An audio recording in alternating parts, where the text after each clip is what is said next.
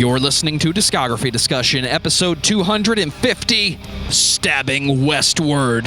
Hosted by Dan Terry. Except they're talking about me. Geoff Kane. Dirtying it up so much that you can't tell. And Joseph Wren. It's Kidney Thieves, dude. Of course I loved it. Presented by discussmetal.com.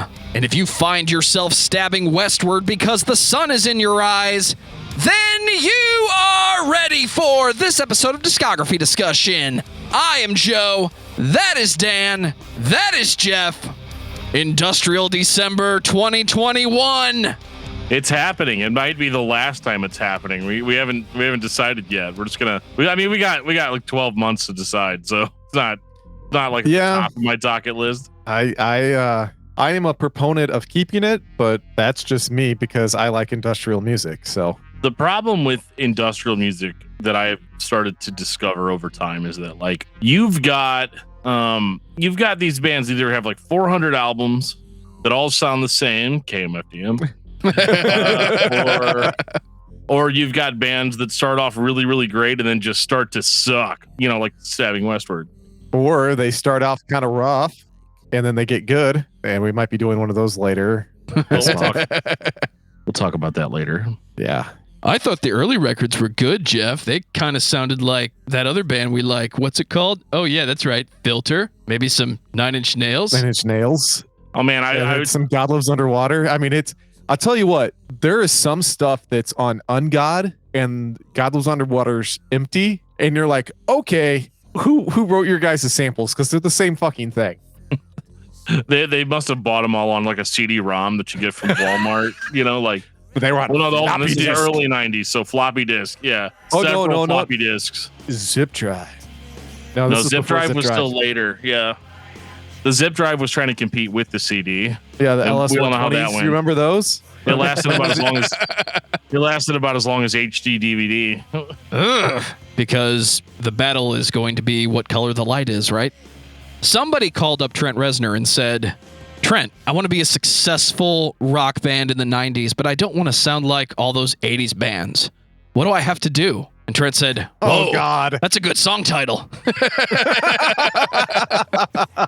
That's rough. That's really, really rough. Yeah, the interesting thing with like Stabbing Westward, is they started just as early as Trent Reznor did. I mean, it was 1985 that Stabbing Westward started. I mean, they honestly are Nine Inch Nails contemporaries as far as like when they started.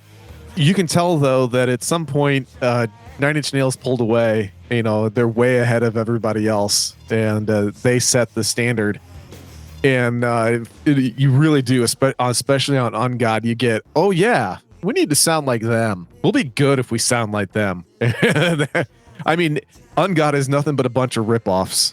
I get a lot of shit for comparing industrial bands to Nine Inch Nails, but there's a reason that band is the standard most people have. This band is going to be another example of you really can compare it to the greatness that is Nine Inch Nails. But where Nine Inch Nails makes it unique, this band just can't get there. I like listening to it, but it just doesn't hold the same weight that some of the other well-known industrial bands hold for me. Okay, well, I will strongly disagree with you on that. Stabbing Westward, they have filet mignon stuck in a crap sandwich because their first album and the last album I don't think are very good. But I think Wither, Blister, Burn, and Peel and Darkest Days are fucking phenomenal. First of all, I'm not going to eat that sandwich. I don't care. You're gonna throw the bread away, which is what I did. No, the bread already made contact with the supposedly good meat. Therefore, I'm not doing that. As I eat a McDonald's cheeseburger, there's fecal matter inside the processed meat. Anyway, so I might be on Jeff Island today. Is that what you're saying?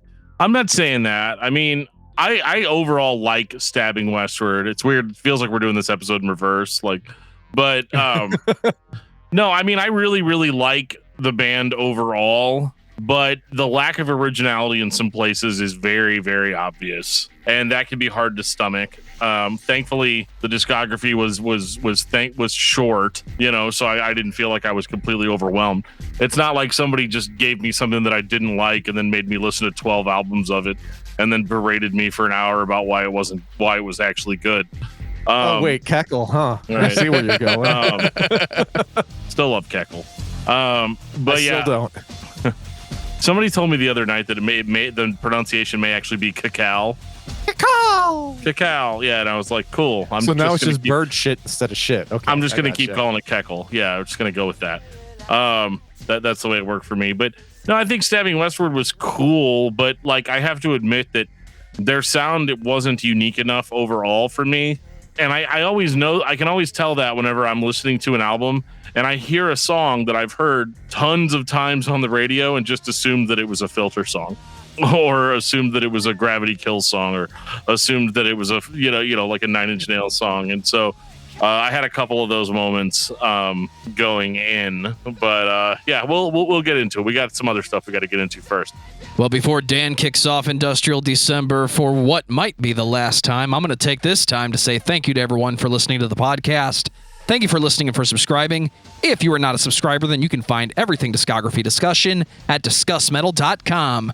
We are on Spotify, Apple and Google Podcasts, TuneIn Radio, Stitcher, iHeartRadio. So if you have an Amazon Echo or a Google Home, you have no excuse. Ask it to play the latest episode of the Discography Discussion podcast, and it will. We're also on Facebook and on Twitter at Discuss Metal. Be sure to like, favorite, and subscribe. It really helps us out. It lets us know you're listening.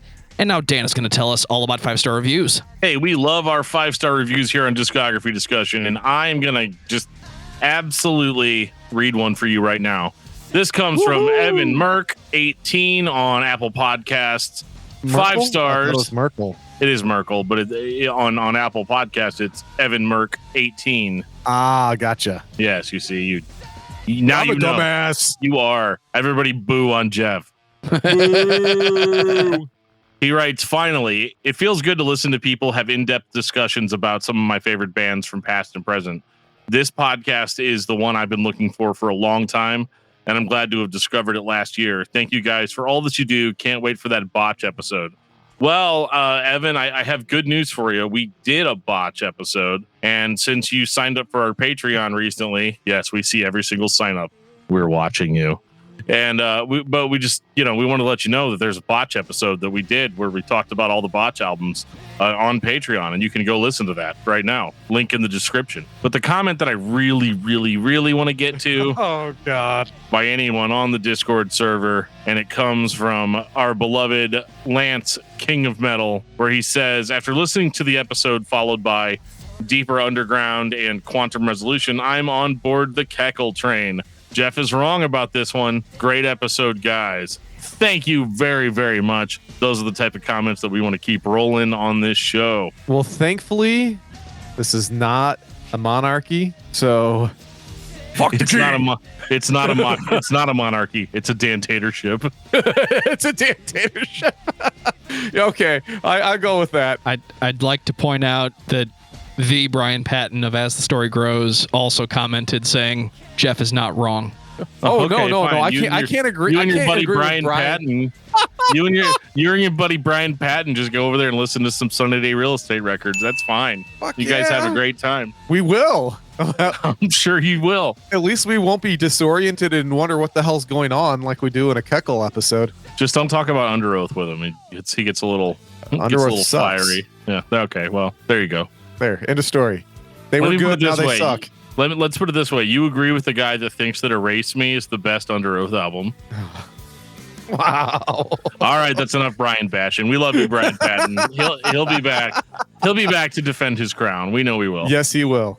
I would also like to take a moment out to shout out our beloved patrons, all of the wonderful people that pay the bills of the podcast every month.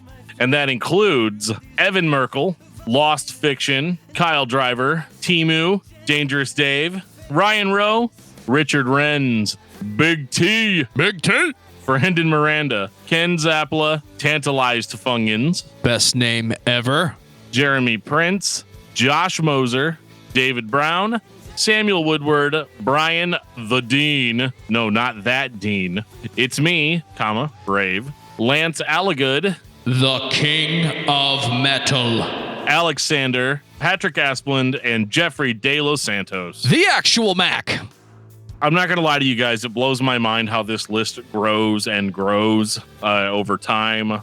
It's weird. I don't water it. I don't give it Miracle Grow. The list just continues to grow. Maybe I should give it some Rogaine, then it'll really start growing.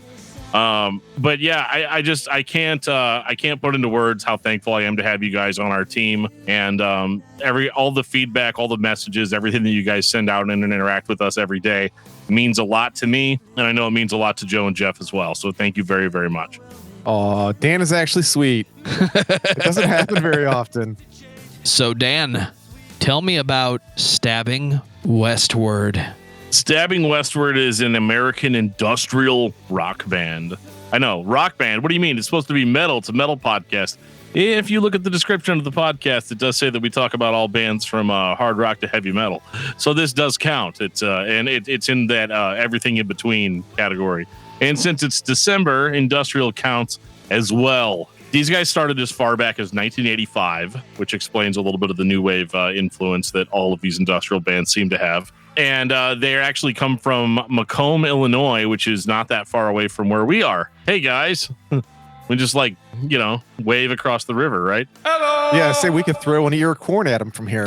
We probably could. And then they would probably just we're get in the depressed. redneck Midwest. Stabbing Westward is one of those bands that kind of came from that early 90s sort of industrial scene, including bands like obviously Nine Inch Nails.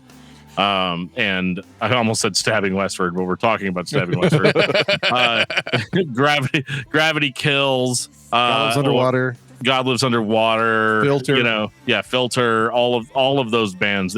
Basically the bands that sound like grungy rock bands with like a bunch of loops and keyboards and like some weird affinity for new wave. And for whatever reason, all of these bands ended up being called nu metal before the end, which doesn't really make a whole lot of sense, but that I guess people just felt like that was the only place that they could put them. But in the early 90s, we didn't call it that. I don't even think we called it industrial rock. We were just like, man, did you check out that sweet alternative band that I listened to last week? No, I definitely called it industrial. But I was big into that kind of stuff. Like that was like, if it wasn't Sunny Day Real Estate or Better Than Ezra when I was a teenager, a huge chunk of it was industrial. So this is a genre that's near and dear to the heart for me. There was a time where the battle lines of what was industrial, what was alternative, what was metal were very much blurred in the 90s. And I don't think that's a bad thing, because for the most part, everything kind of blended together in a way that you could at least listen to it and enjoy what you were hearing on the radio. It gave you something to go seek those bands out, and everybody kind of played well together. But Stabbing Westward was one of those bands that put out the singles, especially on Darkest Days. But where this band started, 9 years after their debut, was in 1994 with Ungod. Ungod. I'm just going to say it up front. This was my least favorite album by this band. It might be. I can't say that. There's one that's coming. But it's closer to the ungodly bad than the ungodly good. It's not bad. I think that's the thing about Ungod for me, is that I like the atmosphere of the record for the most part. It's got this like industrial, almost goth sort of sound to it. Like very, not goth as in like, I'm not talking about like we're vampires, like that sort of thing. More of just like very kind of depressing. Yeah. Like, just down and out. And there are actual, like I said, there are little bits of new wave in here, which maybe it's not even worth pointing out. Maybe that's just part of the industrial rock thing. Well, no, I think it's a fair point, because in the 80s and 90s, most of that goth actually kind of had was the darker, seedier underbelly of new wave. So I totally get it, and I strongly recommend listening to it. Actually, but then again, that's the music that I love and what I grew up on.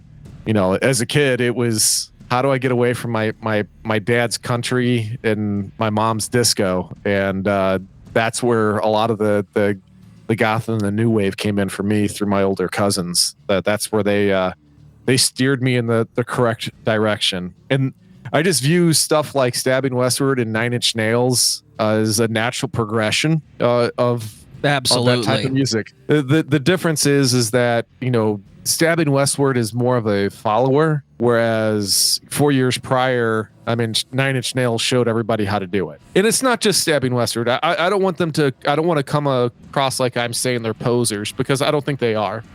But, you know, most industrial bands of that era, they essentially just took what, you know, Trent Reznor did and, you know, wanted to hop on the gravy train. I mean, and who can blame them? I mean, shit. I mean, that type of music, you know, still resonates for me personally. I think it's super fun and it's unique. And I love the fact that we get to dedicate an entire month to it, as long as we don't have to listen to 17 albums in a row. It definitely sounds like a more intense, I don't want to say more aggressive yet, but a more intense new wave. It sounds like the follow-up to the nicer sounding records of the 80s. There is not a huge jump for fans of this to go from The Cure 10 years ago to this after hearing Pretty Hate Machine and everything else that was being played on the radio in the 90s, even into the real alternative that was heavily influenced by Europop. This is a good middle ground for what you're going to hear for the next 5 years before nu metal starts to sneak its way in. You're going to have these really solid drum loops that remind you of those bands that you heard in the 80s, but the dude is kind of yelling at the top of his range.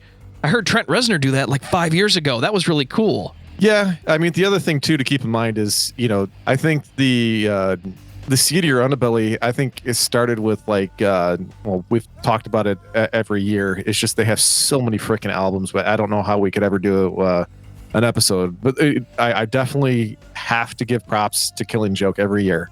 It's just they have like 20 fucking albums. So trying to do an episode on that, we would just have Killing Joke December. You know what I mean? I mean, because that's just how many albums they have. Maybe that's what we do. We just make it easier. We just do one band for the entire month. You know, it might come to that. You know, but them, I think the, you know, people like New Order, they kind of brought that the seat, you know, that darker sound to the Europop synth kind of stuff. You know, I really want to give New Order some props too, because they are fucking visionaries, and I really believe they do not get enough due.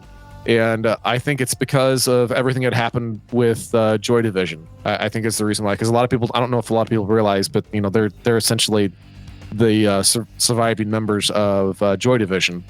But yeah, stuff like Stabbing Westward is just, it's gravy train for me. I mean, I can, if it's good, I listen to it all day long. It doesn't even have to be great. Seriously, just good, and I'm good all day long. It's like I am with generic metalcore, right? Like, yeah, pretty much. Yeah, I think that's a fair statement. Jams, yeah. Exactly. Yeah, I think this record, the only real issues I have with it, like I like the opener, Lost. I think that's really strong. But as the record goes on, it goes on for an agonizing 53 minutes. And after a while, I start getting tired of the sound overall. And I feel like the album doesn't go anywhere.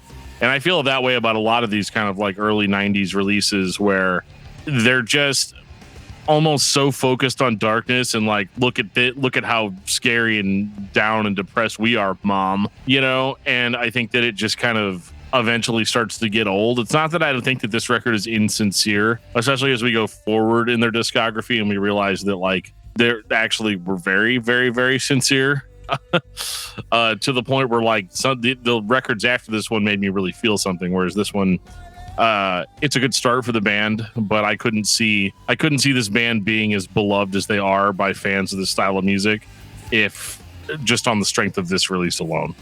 Yeah, there was actually Joe and I were talking earlier this week. There was a particular song that both of us like found other songs that were like, holy shit, like how much of a ripoff is the song of another song. And then I got to the point I was like, okay, well, which one ripped off which? Because the song is actually, it's a self-titled, Ungod. One of the underlying beats in Ungod is exactly the same fucking thing in God Lives Underwater, Don't Know How to Be off of Empty. And then I'll let Joe take it from here because I know he had one too that just drove him up a wall. It's the same song, right? Yeah, but there was one, you were saying you found something from Ungod that was... it's the second half of the song where they either pay harsh tribute or blatantly nudge at Terrible Lie. Because you get that same beat going, and then the song just do-da-da-da-do-da-da. Like, okay, guys, I get it. You love Trent Reznor. I do, too. We all love Trent Reznor. Way to pay tribute 5 years after the fact. Your record still slams. I wonder if they did it for the DJs. I wonder if they blatantly did it just to make room for the guy that was going to remix this record in the club. Yeah, like, let's match up our BPMs and just go with it. Guys, this is how we're going to get played. Yeah. Yeah, we don't even have to pitch shift it. I mean, you just go straight into the BPM is exactly the same. You can just transition. Super easy. Wow, I wonder if that's exactly what they did if you think about it. One man's Ungod is one man's Terrible Lie. And then that's another guy's Don't Know How to Be. I mean, it's crazy. I think it's time for 1996. Wither, Blister, Burn, and Peel. Is this like Touch, Peel, Stained? Just asking for a friend. I'm not going to answer Touch, that. Peel, Stained? No, it's not. But I'm a big Travis fan, I'll tell you that. So I think he's a hell of an artist, too. If we ever get to that album or ever get to his band, I'm there. No. Wither, Blister, Burn, and Peel is like one of my meccas. I mean, I love this album. It's dark as fuck. It's catchy as fuck. Just don't listen to the lyrics. I mean, you'll kill yourself if you, or somebody else, or everybody and yourself, if you listen to the fucking lyrics. Because good Lord, I mean, it's just crazy shit. I thought there was a theme going for a while because the first track is I Don't Believe. Shouldn't that be on Ungod? Just asking once again. Is the shit just running out of order here?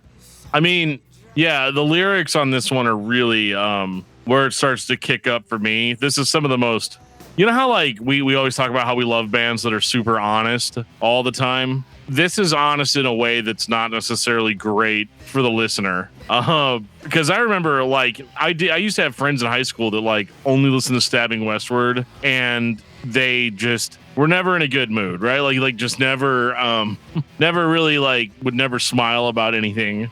And this album, you know, like Ungod, I felt like was just kind of like cheesier, just like industrial rock stuff that you kind of would expect.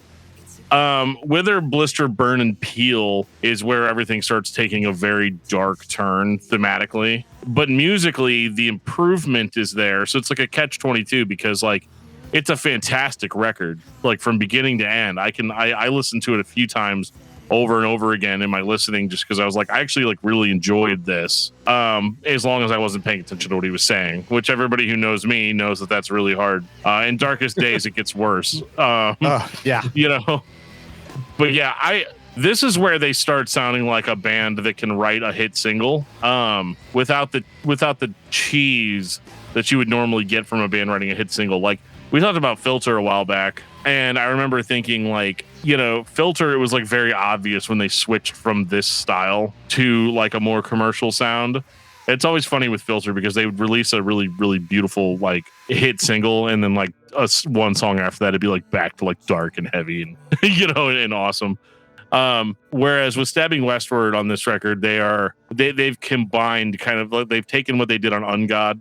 They've done a better job of not making it look like they directly copied their homework, and they produced a record that actually like has very listenable songs and just kind of a more inviting atmosphere, I guess, so to speak. I don't know. Yeah. I'm kind of out of my league here, but like I enjoyed the songs on this one more than I enjoyed the songs on the last record. Is the most basic way of saying it. This is my favorite record by this band. I don't think it's the best album by this band, but this was like polar similar to me. It's one of those, the vibe is perfect. The songs are perfect for the vibe. So when you put the whole thing together, yeah, it's an overwhelming negative feeling. but it's the perfect balance of that dark industrial sound that comes from new wave mixing with the I just don't want whatever is happening around me to be happening right now feeling that all the music in the 90s had. Take your 80s to the extreme. You're not going to have a good day listening to this record, and I think it works for that reason. Take your 80s to the extreme. Porno Graffiti 2. No. Touche, sir. Touche. Well, I will say this. One thing, we've talked about the sound. They have like one hell of a producer, helping with these records. John Fryer is just like obscenely prolific, and he's done two of my favorite soundtracks, Seven and Clerks, and he's done a bunch of stuff with Depeche Mode. Oh my gosh, I can't believe it.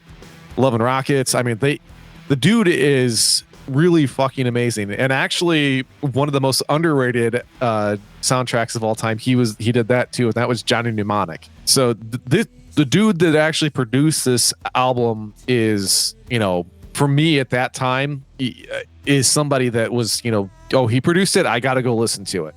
It's one of those kind of things. So this was, for Stabbing Westward, this is as good as it gets. I think for anything industrial rock that's not Nine Inch Nails, I honestly believe this is as good as it gets. I mean, that's how much praise that I give this album. I think it's that good. It is commercial, obviously, but industrial was commercial in the mid 90s. I mean, that was a big thing. So that's not surprising. I mean, everybody was trying to be the next, Nine Inch Nails. Just like when everybody heard Killswitch Engage, oh, we got to be like Killswitch Engage because that's making money. I mean, this is the sound in the mid 90s. If it wasn't grunge, that was making money. So I give him props. I mean, I think it's phenomenal, and it's for industrial music. It's in my top 10. Not my all-time top 10, but for industrial music, it is 100% my top 10. I think this is an amazing album. High praise. I like this. Yeah, I mean, I know you don't just hand that out very often. So I think with this album, and Joe, I actually think that the song that you were talking about with Terrible Lie was What Do I Have to Do at the end. I stand corrected, and you are correct, sir. Yeah, it has that. Yeah, it sounds, I mean, they got that off the same floppy disk. I mean, it's fine. That's the part of the show where you walk to the edge of the stage because you just got your Grammy and you're playing What Do I Have to Do? And you look up at Trent Reznor and he's like, yeah, I'm really into this. And then that part starts and you just point like, yeah, dude, it's all you, man. No, I was going to say, I'll take it a step further. That's whenever Trent Reznor wins his Grammy and they think they're playing a Nine Inch Nails song, but they're actually playing a Stabbing Westward song. Oh, shit. Yeah, it was like that time when, what was it? Megadeth went on stage to accept an award and they played Master of Puppets. Oh God, I gotta. There's no way somebody didn't do that to be a jerk. Although Dave handled it pretty well. He went up and just goes, yeah. Or somebody asked him about it a few days later in an interview. He's like, oh, it's all right. He's like, go, yeah, because it was because they had like a live it was like a live band, like something they were playing. Yeah, we'll have to pull the clip, but it's really funny. But Dave said a few days later, he's like, well, he's like totally understandable. I mean, I can't expect everybody to be able to play Megadeth. Yeah. Which dude, that's good. Totally a Dave comeback too. That's awesome. Yeah, 100%. But with this album, I've never been a big industrial guy. I think that's kind of established at this point. I don't hate it. I'm fine with coexisting with it.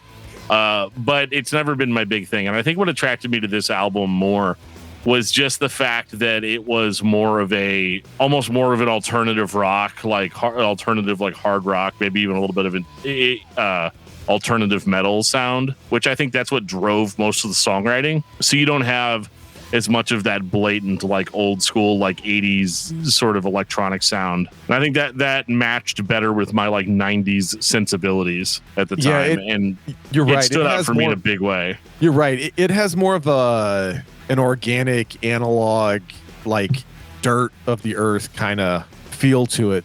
Yeah, and that's actually kind of what made, Nine Inch Nails stand out, is that they were able to take that industrial and kind of put an organic process with it. And I think Stabbing Westward is one of the few that, besides Nine Inch Nails, that was able to make that process happen. And I think that's why they were so popular. I mean, this album sold almost 1 million, which that's, for a subgenre like this, that's kind of a big deal.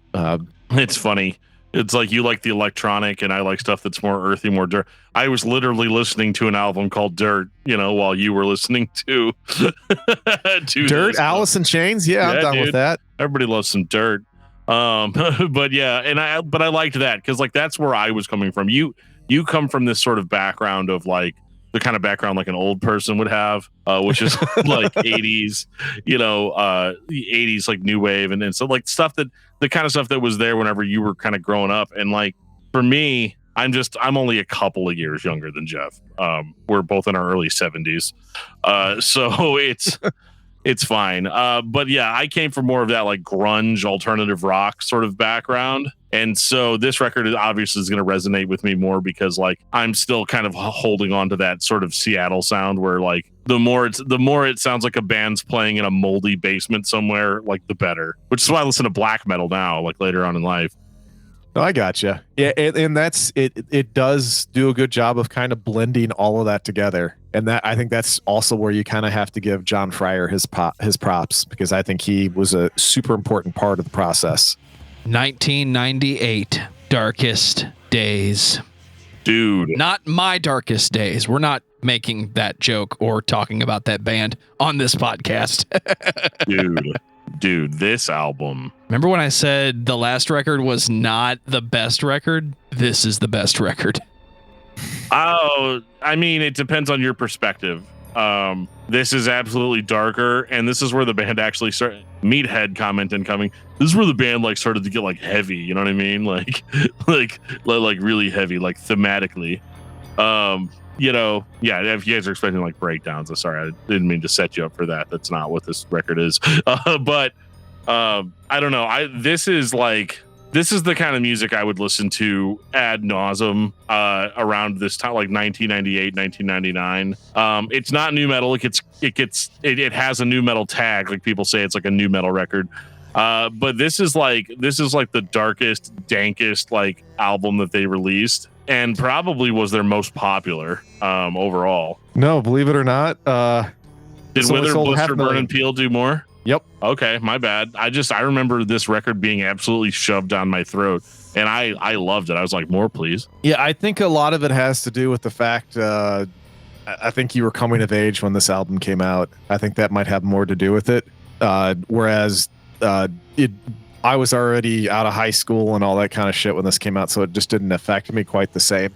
But the one thing I do want to say, more producer crap. Ulrich Wilde, the guy who did this, it's kind of I have to make the loop complete. One of his first jobs was he did the engineering on Alice in Chains' Dirt. Since we were just talking about Dirt, nice. All comes back to Dirt. Yeah, and one of the other things that you'll love is that he is the producer for. You want to guess? Fishbone, the greatest band of all time, Death Clock. Oh, nice. I did not know that actually. I also didn't know that he engineered. I also didn't know that he engineered Science by Incubus. Yeah, this is just like I'm looking at his list of produced albums in the '90s. It's like all of my favorite albums from the '90s. Yeah, The Great Southern Trendkill by Pantera. I know that's one of your favorites. Yeah, 100%. Yeah, like me and Phil and Selma are like. Yeah, he's actually right here. We're gonna hug later. But no, Save Yourself is by far their best song. It's probably the most commercially viable song, and that might be why people think this is the more popular album, is because I think that was their most popular song. I mean, they've probably played this song on The Point at least 4 times already today, right? Still, I know that's the crazy thing. Still, when are they going to start calling themselves St. Louis's old rock alternative? Yeah, I mean, they're like they need to do that like sometimes. They are the new Keishi, pretty much. Yeah, and I'm fine with that. Like, I like that they play those songs. Like, I do. I enjoy that. But like, stop acting like you guys are like, free tip. Anybody from The Point's listening to this? I know you're not, but if you are, free tip. rebrand. You need to double down on dudes like us. You need to have like very, very retro point fests. You know, you guys need to get Fragile Porcelain Mice, you know, back. Oh, dude. And you know, put them on. I'm put fucking them on there stage. just for FPM, man. Right now. Right fucking now. Gravity Kills. That's what last we time need I to talk about is Gravity Kills. Yeah. The last time I saw Gravity Kills was the first time I saw Gravity Kills. And it was at one of the point fests. I don't know which one. And, you know, I think they only had was an EP out. They didn't have a full album yet. And they played Guilty like 4 times in a row to end the set. I shit you not. That's funny. And it was, you know, they played it like they're trying to leave the stage because they actually shut down they closed the show because they were like a St. Louis local, and it was a big thing because it was them and The Urge that closed the show. And it's always The Urge. Just the Urge is the one that turns the lights out every night. Yeah. No, but it was Gravity Kills this time. Except for that time that Bush wanted to be the last one. I didn't see that one. And it was hilarious though because they kept trying to leave. And then the crowd would be, I'm guilty, you know, and so they'd start playing it again. And then the crowd would go ape shit again. But anyway, this is an amazing album. I definitely want to give it its due. I don't have it in my top 10, but probably my top 25 for industrial. This is a fantastic album. And this is another one of those that's about as good as it gets when it comes to that whole, you know, melding of the industrial with the, you know, the dirtiness of grunge. It has all of that together, and it represents the time of the mid to late 90s so well. And if you really want to, you know, if you want to go back in time, you know, for the younger folk and want to know how we felt as teenagers, I think Darkest Days is a fantastic way to get there. You wonder why your parents are so fucking depressed? This is the reason why, is this album right here. Because the dude from Stabbing Westward went through a really bad breakup, and then he made this album. That's all the lyrics are based on a breakup, like the different stages of a breakup. And yeah, it sounds so lame up, whenever I say it, but like listen to the album, like you're gonna feel it. Yeah, it's genuinely a concept album about breakup. It's fucked up. It's really fucked up. If you want to be messed up, listen to the lyrics. Holy shit, this dude was in a dark, dark place, hence the name Darkest Days. This is also that weird time in 1998, because that's when the record came out, where the radio was making a transition, moving away from the Europop influenced alternative, the grunge. The new metal was starting, but Stabbing Westward is still putting out their version of your favorite Nine Inch Nails record. So it was a good time to have this dark music still finding its way into the mainstream. How are they going to follow this one? Oh, they don't. They at all, but we'll get there. I just want to throw out the song Haunting Me. I think it's actually the best song on this album. And it's not just because I heard it in that shitty movie, The Faculty, way back in the day. I mean, it's a great fucking movie. I did hear it on that movie, but Haunting Me was amazing. The Points probably played it a couple of times today as well. It is one of those, like, I don't know. It's such a perfect cocktail of everything that was going on in music in 98. I mean, honestly, I'm surprised there's not like some rap thrown down on it, you know, in places. I don't know how they would have been able to make that fit, but I'm sure they made everything else fit. So maybe that is what would have given them the new metal tag at that point. Yeah, you know what the interesting thing is? I was just now going through some of the old reviews. This thing got shit on by the critics, like hardcore. Clearly they were wrong because this got played all the time. Well, yeah, but I mean, the pale is the thing. You know what I mean? You can get played, you know, as much pay as, to play. I know. Yeah, but I was shocked because normally this kind of stuff, you know, because it's not grunge, it's not pop, you know, it's something else. It normally gets good reviews, and I'm surprised. I guess it's because they're probably, you know what they're probably doing? It's the same thing that I know they used to do all the time with like God Lives Underwater and Skinny Puppy, and they'd say, well, it's not Nine Inch Nails, so obviously it's not good enough. I don't think that's what it is. I'm going to do what Joe always does with production on that part of the show. As a music reviewer myself, and you know, you guys as well, in 1998, if you're like writing for like Pitchfork or something, you know, like, or Rolling Stone or like all of these like bigger like publications about music, the music reviewers were trying to be celebrities themselves. They were like professional shit talkers. You know, I mean, people call us that all the time. You know, like I get it, but like, except I don't get paid to do this. I'd love that. You know, just hit us up. You know, danjoeshow@gmail.com. You don't have to send us anything. Just send us money. But money. yeah, it's fine.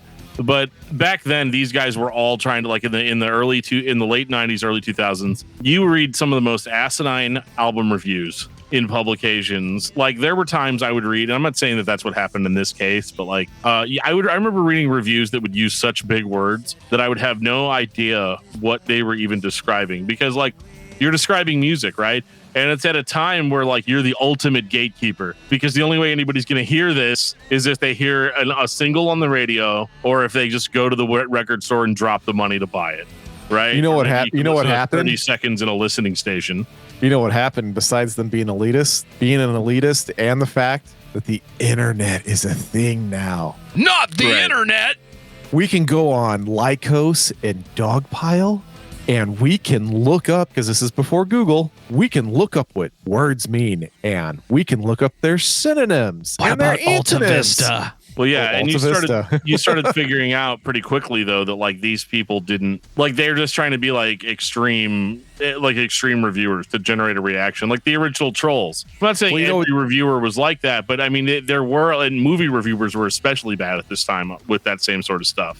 You know, it's kind of funny. You were talking about Pitchfork and Rolling Stones. Just at my brief glances, those were two of the worst reviews that were given on this album. I know. And Sputnik, who's the one that I used to follow a lot as a kid, well, not as a kid, but as a teenager in early 20s, gave it the best review. So I guess that should tell you who actually. Well, yeah. Let me gave a shit about their music. Joe, can I pull a roach coach real quick? Can I read a segment from the Pitchfork review? Oh God. I'll allow I don't even want to know it. I don't know if I want to know. The question is, will Lauren Kislowski allow it? Oh yeah, he's fine. He's my bud. He's good. Dan, how did you not murder this man? Yeah, I guess that's fine. We're out in secret tracks. Come back later. He goes, let's be honest, about 5 years ago, this was written by it's James P. Wisdom. My bad. He says, let's be honest, about 5 years ago, a guy named Trent took things up a bit in the alternative, in quotation, scene with a certain record called Pretty Hate Machine. People were shocked, amazed, and enticed by his strange and frightening combination of electro-industrial beats and pure narcissistic pain. Soon enough, bands who'd been working hard for a long time and sometimes a short time were afforded the opportunity to sign with the big labels and the frantic cash in on the industrial craze. The two examples that jump out to me are Stabbing Westward, brace yourself, Geoff, and God Lives Underwater. Oh shit. Fuck this bastard. Though there are surely numerous others. I can't blame them for signing when opportunity knocks. Open the door, baby. Nowadays, Trent has become almost pure symbol, developing perhaps the least prolific portfolio of recorded music to be matched with someone subject to such adulation. So he's basically saying Nine Inch Nails sucks. The void that his infrequent releases leave have been appropriately filled with the likes of our boys Stabbing Westward.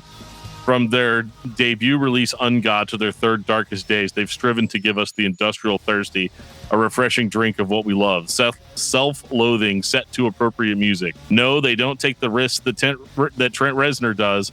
No, they don't push boundaries or infuse the genre with new life. I got to stop now because they're basically just saying what we've been saying. But I don't know. It's weird to me that this entire review is about Trent Reznor. You know, really, and not as much about Stabbing Westward. Sorry, I almost said God Lives Underwater. But it's like that Asshole. sort of it's that negative slant that he came in hot with it. And here's the thing. I don't necessarily think that this review is wrong because like we do it. There's times, dude, we've torn people's favorite albums to shreds before, you know, and I get a lot of messages from people all the time that are like, yeah, man, you need to give this band more respect. They deserve more respect. You should respect them. But I do feel that, you know, back to my original point, which Joe's like, oh, good, that's a good segue for me to cut all the last 10 minutes totally out. The original point, though, is that like reviewers were just absolutely just negative slanted against bands. and almost in a way of like them like trying to be celebrities themselves is kind of the thing that I get. And I can promise you that if you want to be a celebrity, you're never going to be a celebrity by, number one, by interviewing famous people or by writing about their albums on the internet. So self-fulfilling prophecy, ladies and gentlemen. We should probably move on. 2001, Stabbing Westward. Well, they finally pierced the veil of shit. They stabbed too far west. They threw out the industrial and tried to go full alt rock. Oh, it's straight up pop rock. 6 years too late. Yeah, no, Filter was pure alt rock. This is pop rock. Yeah. You know, the one thing that they said that I always forget the lead singer's name. Shit. Chris, right? Chris Hall? Yeah, Chris Hall. Not to be confused with Eric Hall. Yeah. I haven't seen Eric in forever. Shoot the shred. Yep. Anyway, Chris said when this came out, and this is when you knew the shit was so bad that it just like completely trashed the fan. It couldn't even hit it. It just trashed it, obliterated it. Because this is what he says about this is exactly what we heard about one of Dan and I's favorite bands, In Flames. You know, we always had this really good stuff underneath, and we just putting all this heavy stuff on top. There's actually some really good stuff that's hiding there, and we want to show it to everybody because we're really good. Don't show it, Anders. Keep your evil in your closet.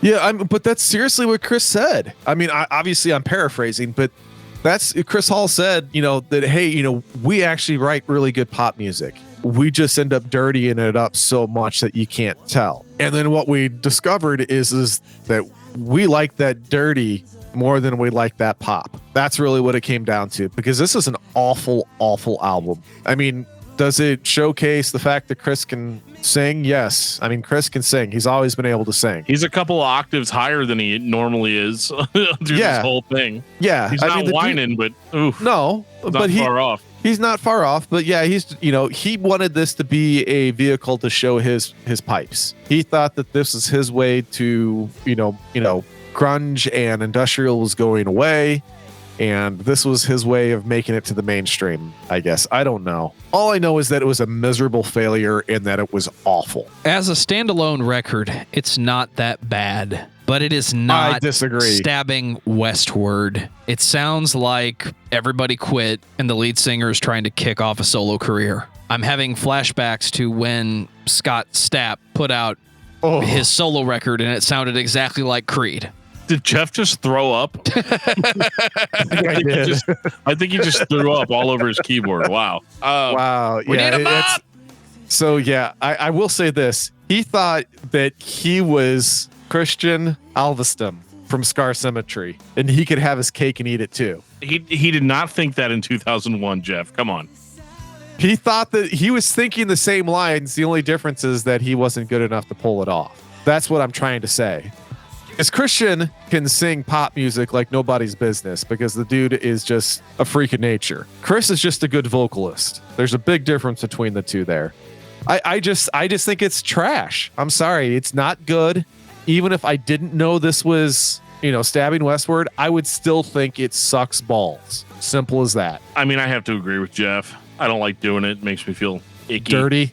A little bit, yeah. It makes me look like the girl on this album cover. But I think the weirdest thing about this record is how anybody would have thought that, like in 2001, that like this was the way to go.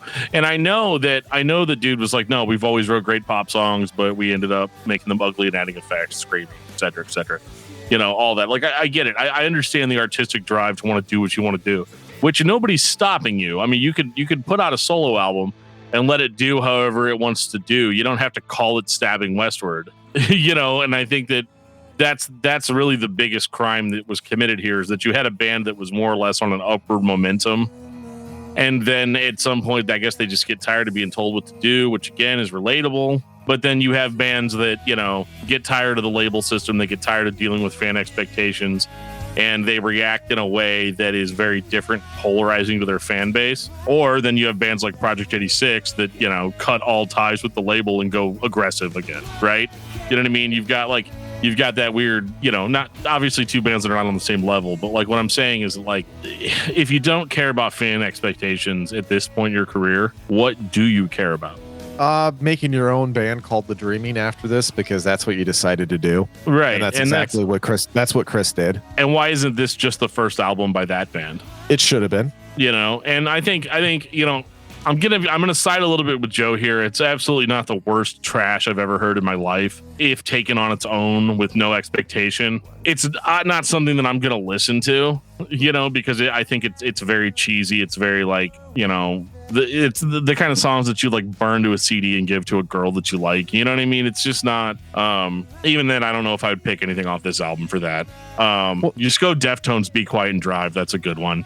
For the girl, don't show them don't show her the other Deftones songs, just this one. But yeah, this album is just very it's an obvious attempt at going more pop than they already were. I mean, they already had commercial appeal doing the heavier, darker thing. And I also understand that like everybody's not gonna always be angry and dark and depressing, and that maybe you do feel like you're performing an act. Like I understand the psychology behind this move, but unfortunately it's a move that far too many people make, and it just doesn't cut it. Unfortunately, the strength of this band has never been the songwriting alone. Yeah, well, the one thing I will say, one of the big reasons why I think this sucks balls as compared to some other stuff, when you suck and you suck so bad, you're almost a train wreck that you can't look away from. I actually prefer that to this. Because then it at least has that, I don't know, the sideshow factor, just that morbid curiosity. But whenever you're this like goody gumdrops bullshit pop, that's all I'm gonna say. I mean, I feel like I'm Cartman here. I mean, I can't stand this type of music in particular. This is like what I hate about pop rock. It's what I hate about radio. It's what I hate about crossover, pop country and stuff like that too. All of that shit should just be flushed down the toilet, in my opinion. And this with it, it's just awful. It's pure, putrid trash. Speaking of which, though, they do have a new. Okay, then they have a new album that's going to be coming out next year. I don't know if you guys knew about that or not. So, which Stabbing Westward are we going to get with that record, Geoff? Is it going to be this one? Or is it going to be Darkest Days? I don't know. I don't know if this is going to end up being me wanting to take a shit and flush it down the toilet, or me taking a shit and rubbing it all over my chest and thinking like I'm the coolest punk rocker ever. Well, if the singles that have come out since, in 2021, the song I Am Nothing sounds more like classic Stabbing Westward. Does. And they had another EP that came out in 2020. That's also got almost a little bit more new wave, like sounds a little bit more like Ungod, which again, after what we just experienced, like I'll take it. Yeah, absolutely. You know what I mean? Like I'm good with it. Like it sounds like Stabbing Westward at least. So I think there's definitely that itch there to kind of get back into that. And only time will tell. When that record drops, we'll be on Patreon talking about it. So look out. And I got one last thing. If people are wondering what the heck I'm talking about with like rubbing poo-poo on my chest, dude, come on. G.G. Allen. Nobody needed clarification, Geoff. Some of the youngsters might. Dude, if you want to see... That's not shocking, dude. I watched a video on YouTube of the singer of a band pee on a man's face just like the other day. So I'm really not sure I'm going to leave this in the show. That happened. It did legitimately happen. And then he ended up doing like a Triple H, like, how he takes a sip of water and spews it up in the air? Oh, he did this with this lead singer's pee. Yeah, that's definitely getting cut out. It's so bad. Final thoughts on Stabbing Westward. Geoff. Just like I said earlier, there is some tasty meat in this shit sandwich. Just throw the bread away, man. Seriously, throw the bread away. There's only 2 good albums. Pay attention to them because they're really, really good. Wither, Blister, Burn, and Peel, and Darkest Days should be on everybody's rotation at some point. Those are seminal releases of the mid-90s. You have to listen. You have to. They are amazing. Ungod and the self-titled, just flush it down the toilet. Everything else is just it's gold, though. Dan, what about you? I think Stabbing Westward is an important band. I don't think that they're the most original band out there in the world. I don't think that they are better than Nine Inch Nails. I don't think that they're better than their contemporaries were, but they do have it. It just goes to show how good and vibrant that scene was in the 90s, that even a band that might have been mediocre compared to some of their peers was still able to put out two really, really incredible records during that do have their own individuality. Like I said, I knew a lot of people whose favorite band was Stabbing Westward. I find it hard to believe now, looking back on it. I don't necessarily know if they're like favorite band material, but I could be wrong. And in saying that, I'm sure all the fans will come out and let me know that they are there. I really enjoy listening to this band. This early to mid 90s post new wave industrial rock with the really dark vibe. I enjoy it. And I think Stabbing Westward is one of the definitive bands in that style. It's mainstream industrial, especially in the United States at that time. So there's a piece of it that reminds me of listening to the radio in the 90s, takes me back to that vibe when it all kind of blended together, and we enjoyed it. Nowadays, I don't know if Stabbing Westward is going to make a huge return that breaks the popular music scene open again, but I really hope it's not more of the last record, and based on what we're seeing and what we're hearing, that's not going to be the case. So if you're interested in what popular industrial music sounds like and you want an example other than Filter and Nine Inch Nails, you cannot go wrong with Stabbing Westward. So listen to this band. You'll enjoy it. Dan, what's your album of the week? My album of the week is a beautiful, relaxing, melodic ditty that goes by the name of Order of the Shadow, Act 1 by Psyclon 9. Oh, nice. Okay. Yes. Dude, you guys know I hate it when an album says like part 1 or act 1. I'm like, oh God, come on. Get over it. I don't want to hear about your slaying dragons and bedding maidens and all of that. But this is totally different than that. This is cool. Check it out. Yeah, it's actually an awesome album by a great band. Jeff, what about you? Well, I went the other direction time-wise. I went way back in time to Power, Corruption, and Lies by one of my all-time favorite bands, New Order. Hard to believe in 2 years that album will be 40 years old. But do you know why you guys love it so much? Why is that, Jeff? Because you guys like Orgy and Blue Monday. Did you listen to the Orgy episode? I'm just I'm speaking collectively because the time of year. Orgy's kind of an industrialish kind of vibe, but Power, Corruption, and Lies has the original Blue Monday on it, and it is a fantastic album. Strongly recommended. Age of Consent is still probably the best song on that album, though. For me, it's Mammoth Wolfgang Van Halen, because I don't need to explain myself. It's one of the records of the year. Go and listen to it. You're welcome. Well, you see, that's how you can tell I'm old. Back in my days, son, this is what I used to listen to. Jeff, get out of my house. Good thing I'm already home this time. Take us out, DFT. If you guys like this podcast and you'd like to contribute to it in any way, shape, or form via telling us what bands you want us to talk about, telling us what bands we were wrong about, which bands we were dead correct about, there's a lot of different ways you can do that. You can reach out to us on Facebook at facebook.com/discography discussion. You can follow us on Twitter at discussmetal and also on Instagram at discussmetal. You can find us on YouTube at discussmetaldan.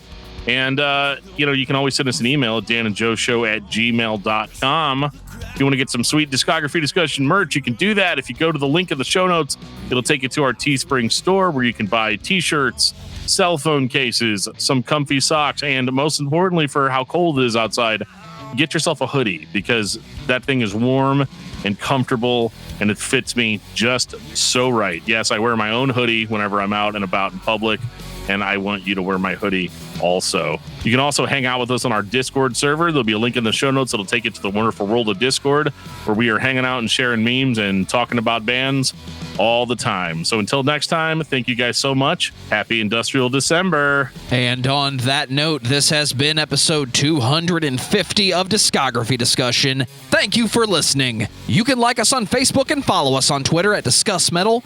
Subscribe to our podcast everywhere you listen to podcasts, including Google Play, Apple Podcasts, and Stitcher. Visit discussmetal.com for all things discography discussion. And please send questions and comments to danandjoeshow@gmail.com. If you are not a patron, you can become one at patreon.com/discussmetal. We have some sweet perks. Give me your money. $1 a month gets you into that exclusive album review feed.